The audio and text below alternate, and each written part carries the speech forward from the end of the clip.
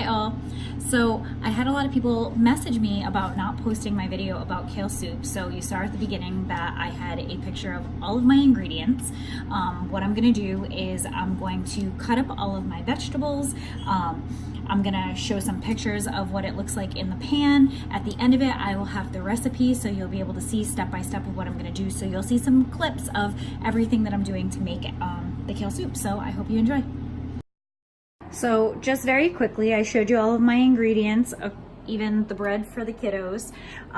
But just so you can see it, I have potatoes, I have a turnip, I have a whole onion, a sweet potato, a piece of linguiça, steak, carrots, and butternut squash.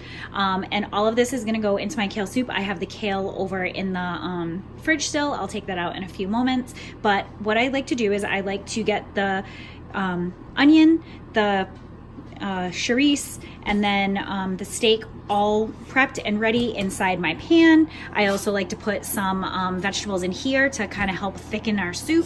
Once I get that started, I will show you what it looks like.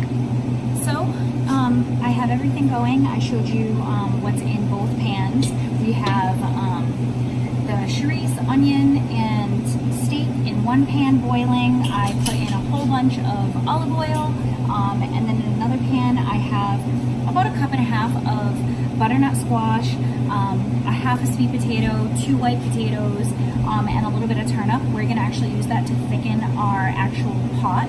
I don't know how to make soup for like 5 people, so I make it for like 20. One of the things that I'm gonna start doing is adding some seasoning. So I'm a big fan of badia, so I'm gonna start with onion powder, and I'm just gonna put a generous coat right on the top of everything. I do put paprika. A lot of people don't put paprika in, but I do like it to have a little kick. So I'm gonna put just like a little tiny sprinkle of it, nothing much. Lots of pepper. And we're seasoning the meat first, and then salt. So I'm gonna put a solid handful of salt. I don't know if you can see it, but I'm gonna throw that right on top. And then usually a lot of garlic. So I'm gonna put some garlic powder in. I do like to use minced garlic. So if you want to use some minced garlic, I have like a solid, take a big tablespoon, dump that right in. I like to give it a little bit of flavor. And then I just mix it up. I use just an extra virgin olive oil, can throw some of that right on top. Really flavor everything. Looks delicious and smells amazing. So give that a stir, give the potatoes on the side a stir. Get that going. I always have a handy dandy cup of water to just kind of add it in as we go. Once that cooks for a little bit, you want to get it nice and brown, create almost like a little stew in it. Once you do that, and you're ready to add liquids, what I like to do before I do anything at all, before I add all the liquid, I like to get this going. I'll show you what that looks like in a second. And then once this is all set and ready to go, I add all my vegetables in, I season it again, and then I add the liquid. So like I was saying before, you want to have like a nice little, stew going on at the bottom. You have your chorizo, you have your steak, you have your onion, you have all your seasoning. In this pan, you have the thickening vegetables. We're gonna mash those down later, and we're gonna throw them in here once everything's ready to go.